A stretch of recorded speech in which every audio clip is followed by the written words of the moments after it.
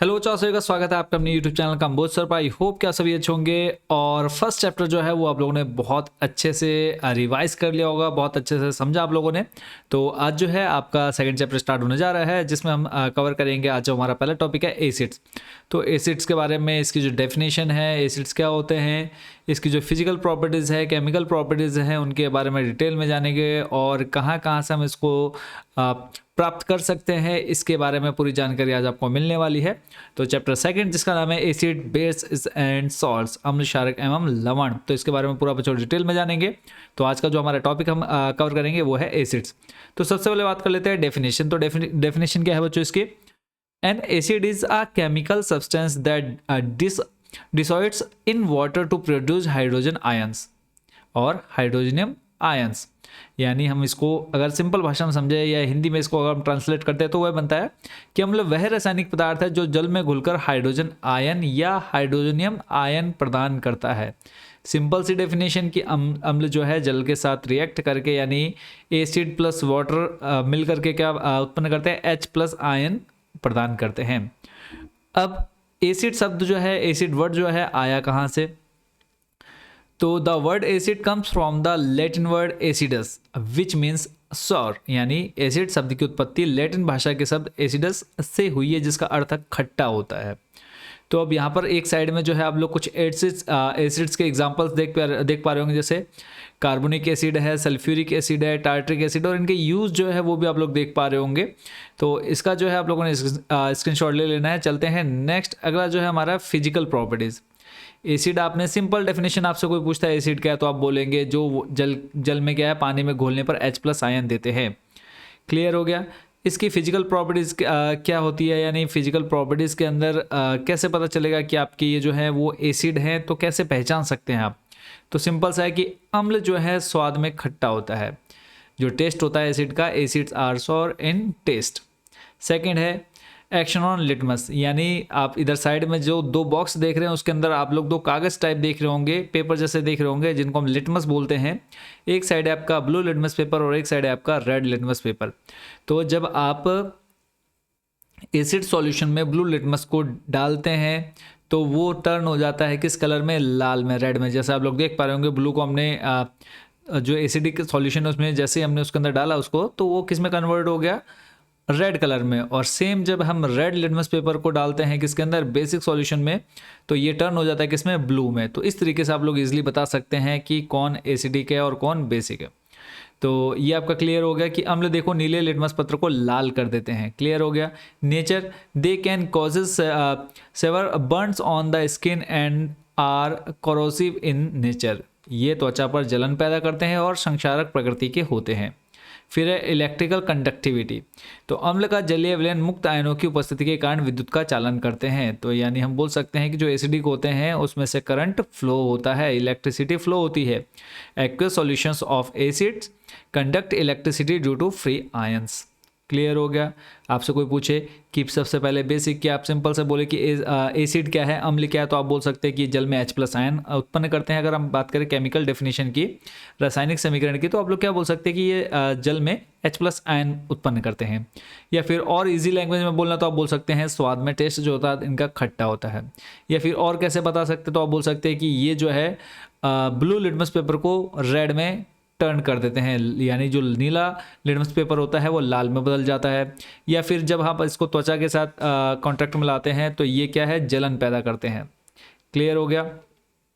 चलते हैं next, natural sources of acids, यानी अम्ल के प्राकृतिक स्रोत, यानी नेचर में हमें कहाँ कहाँ से एसिड्स मिलते हैं वो हम जानेंगे। तो सबसे पहले देखो आप लोग देख रहे हैं विनेगर यानी सिरका, कंटेन एसिटिक एसिड, यानी जो सिरका है या विनेगर है इसमें आपको एसिटिक अम्ल मिलता है, जिसका फॉर्मूला होता है बच्चों CH3COOH। इसके अलावा है लेमन, नींबू, सभी ने देखा है, खाया है। ऑरेंज, जिसको हम बोल देते हैं संतरा, तो कंटेन सिट्रिक एसिड, इसके अंदर क्या होता है? सिट्रिक एसिड होता है, जिसका फॉर्मूला होता है बच्चों C3H4OH या COOH का होल राइज। नेक्स्ट है आपका दही या सोर मिल्क, खट्टा दूध या फिर कर्ड, कंटेंस लैक्टिक एसिड। ये काफ़ी बार जो है बच्चों आपके एग्जाम में एक नंबर में पूछा गया है। तो आप लोग बता सकते हैं कि दही में कौन सा एसिड होता है? लैक्टिक एसिड होता है। फिर है नेक्स्ट है इमली, टेमराइंड। तो इसके अंदर क्या है, इसके अंदर टार्टरिक एसिड होता है। इमली के अंदर कौन सा एसिड होता है बच्चों, टार्टरिक एसिड होता है। टमाटर की बात करें तो कंटेंस ऑक्सलिक एसिड, इसमें ऑक्सलिक अम्ल होता है। आंट बी स्टिंग, चींटी या मधुमक्खी का जो डंक है बच्चों, मोस्ट इंपॉर्टेंट है, ये बहुत बार आपके प्रीवियस एग्जाम्स में पूछा जा चुका है। तो इसमें होता है बच्चों मेथनोइक एसिड या फॉर्मिक एसिड भी हम इसको बोल देते हैं। यानी मधुमक्खी के डंक और चींटी में कौन सा अम्ल होता है, इसमें मेथनोइक अम्ल या फिर फॉर्मिक अम्ल होता है। कुछ एग्जाम्पल जैसे इधर आप लोग देख पा रहे हैं, चार्ट एक हमने दे दिया आपको। सिट्रिक एसिड किस में होता है, नींबू में होता है। सेब में क्या होता है, मैलिक एसिड होता है। फिर स्ट्रॉबेरी में फॉलिक एसिड और अंगूर में टार्टरिक एसिड होता है। इतना क्लियर हो गया। अब आपको ये पता चल गया कि जो नेचर है, जो नेचुरल सोर्सेज हैं एसिड्स के, वो क्या क्या हैं, क्लियर हो गया। इसके अलावा और भी बहुत से एग्जांपल है, बट जो मेन थे आपके एग्जाम के पॉइंट ऑफ व्यू से, वो हमने यहाँ पर दे दिए हैं। चलते हैं नेक्स्ट आ जाते हैं क्षमता के आधार पर प्रकार, टाइप्स बेस्ड ऑन स्ट्रेंथ। यानी कौन सा जो एसिड है कितना पावरफुल है, उसके यहाँ पे हम कंपैरिजन, उसको हम यहाँ पे देखने वाले हैं। सबसे बात कर लेते हैं पहले स्ट्रॉन्ग एसिड्स की, यानी प्रबल अम्ल, यानी जो बहुत ज़्यादा खट्टे होते हैं, जिनकी पीएच वैल्यू बहुत कम होती है। और मैं आपको अभी पीएच स्केल के बारे में आगे पूरा डिटेल में बताऊंगा, तो टेंशन फ्री रहिए, बहुत अच्छे से जो हम इस चैप्टर को समझेंगे। तो स्ट्रॉन्ग एसिड कौन से हैं, तो जो जल में पूरी तरह आयनित होकर अधिक मात्रा में H+ आयन देते हैं। सिंपल से हमने देखा कि जल में H+ आयन देते हैं, तो बट जो ज़्यादा मात्रा में हमें H+ आयन देते हैं वो ज़्यादा एसिडिक होंगे, और जो कम मात्रा में H+ आयन देंगे वो कम एसिडिक होंगे। Acids that completely dissociate in water to give a large number of H+ ions. Examples में अगर हम बात करें तो सबसे ज़्यादा क्या है, HCl है। फिर है आपका H2SO4 जिसको हम सल्फ्यूरिक एसिड बोल देते हैं, HNO3 अमोनिया बोल देते हैं। तो कुछ मेन इसके एग्जाम्पल है वो आप यहाँ पे देख पा रहे हैं। फिर आ जाते हैं वीक एसिड्स, यानी दुर्बल अम्ल। Acids that partially dissociate in water and produce fewer H+ ions. Example जिसके अंदर आपका आ जाता है CH3 COOH या H2CO3, यानी जो जल में आंशिक रूप से आयनित होते हैं और कम मात्रा में H+ आयन देते हैं। क्लियर हो गया, एग्जाम्पल आपने आपसे याद कर लेना है। फिर आ जाते हैं यहाँ पर स्ट्रॉन्ग एसिड्स के बारे में, और जो है कि आप लोग कैसे बता सकते हैं, कैसे आपको पता चलेगा कि ये जो है स्ट्रॉन्ग एसिड है कि वीक एसिड है। तो इसका बच्चों सिंपल सा यहाँ पे है कि जो खनिज से बनते हैं, प्रयोगशालाओं बैटरियों में उपयोग होते हैं और त्वचा को जला सकते हैं। यानी जो स्ट्रॉन्ग एसिड है ये हमारी जो स्किन है उसको बर्न कर सकते हैं, जला सकते हैं खनिज, ये और ये खास करके खनिजों से बनते हैं। लैब्स में और बैटरियों में मोस्टली यही एसिड्स यूज़ किए जाते हैं। वहीं बात करें वीक एसिड्स की, तो ये हमें नेचुरल रूप में नेचर में मिलते हैं, जैसे पेड़ पौधों से मिलने वाले, जिन्हें हम खाने पीने में इस्तेमाल करते हैं, जैसे सिरका हो गया, नींबू हो गया, दही हो गया। ये हमारे कैसे वीक एसिड्स हैं, इससे क्या है हमको नुकसान नहीं पहुंचता है। वहीं अगर जो आपकी स्ट्रॉन्ग एसिड्स हैं, अगर हम उनका यूज़ करते हैं, खाते हैं, तो उससे हमें नुकसान पहुंचता है। क्लियर हो गया। चलते हैं नेक्स्ट, अगला है केमिकल प्रॉपर्टीज, रासायनिक गुण। फिजिकल प्रॉपर्टीज तो आपने देख ली, फिजिकल और केमिकल में डिफरेंस क्या है। फिजिकल है कि जो हमको बाहर से दिख रहा है, केमिकल जो है कि अंदर जो रिएक्शन हो रही है। तो मेन डिफरेंस ये हो गया। केमिकल प्रॉपर्टीज में आप सबसे नंबर फर्स्ट पर देख रहे हैं रिएक्शन विथ मेटल्स। तो जब आपके एसिड्स मेटल से रिएक्शन करते हैं तो क्या मिलता है, तो सिंपल सा है कि जब ये एसिड्स रिएक्ट करते हैं किसके साथ, मेटल्स के साथ, तो आपको सॉल्ट एंड हाइड्रोजन गैस मिलती है। यानी अम्ल धातु के साथ क्रिया करके लवण और हाइड्रोजन गैस बनाते हैं। तो एग्जाम्पल आपके सामने है, देखो जिंक है, मेटल हो गया, हाइड्रोक्लोरिक एसिड्स के साथ रिएक्ट कराते हैं जब जिंक की, तो हमको क्या मिल रहा है, जिंक क्लोराइड, प्लस यहाँ से हमको हाइड्रोजन गैस मिल रही है।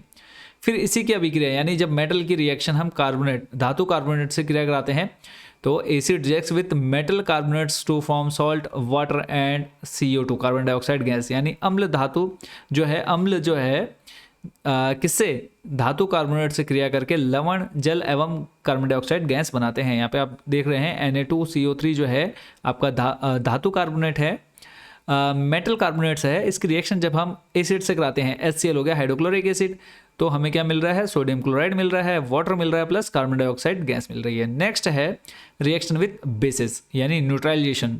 तो acid reacts with bases to form salt and water, क्षारकों के साथ क्रिया कराते हैं जिसको हम उदासीनीकरण अभिक्रिया भी कहते हैं।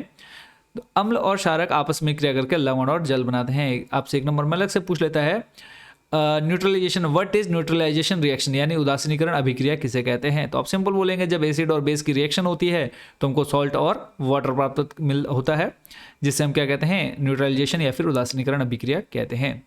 एग्जाम्पल में आप देखें HCl हो गया, ये आपका एसिड हो गया, प्लस सोडियम हाइड्रोक्साइड क्या हो गया, ये आपका क्षार हो गया जिसको हम सॉल्ट बोल रहे हैं, sorry acid reacts with basis, तो ये आपका बेस हो गया NaOH सोडियम हाइड्रोक्साइड। तो आपको क्या मिल रहा है, सोडियम क्लोराइड मिल रहा है, यानी आपका लवण मिल रहा है जिसको हम सॉल्ट बोल रहे हैं, प्लस H2O वाटर हो गया। नेक्स्ट है जब रिएक्शन करता है किसके साथ, मेटेलिक ऑक्साइड के साथ, acid reacts with basic metallic oxide to form salt and water, यानी धातु ऑक्साइड से क्रिया कराने पर अम्ल जो है, अम्ल क्षारीय धातु ऑक्साइड के साथ क्रिया करके लवण और जल बनाते हैं। यहाँ पे आप देख रहे हैं कॉपर ऑक्साइड है प्लस हाइड्रोक्लोरिक एसिड, तो आपका क्या बन गया, कॉपर डाइक्लोराइड प्लस H2O जल, यानी क्लियर हो गया। चलते हैं नेक्स्ट जो है हमारा महत्वपूर्ण सावधानी और लास्ट टॉपिक है, इसके बाद जो है नेक्स्ट वीडियो में हम लोग कवर करेंगे बेसिस।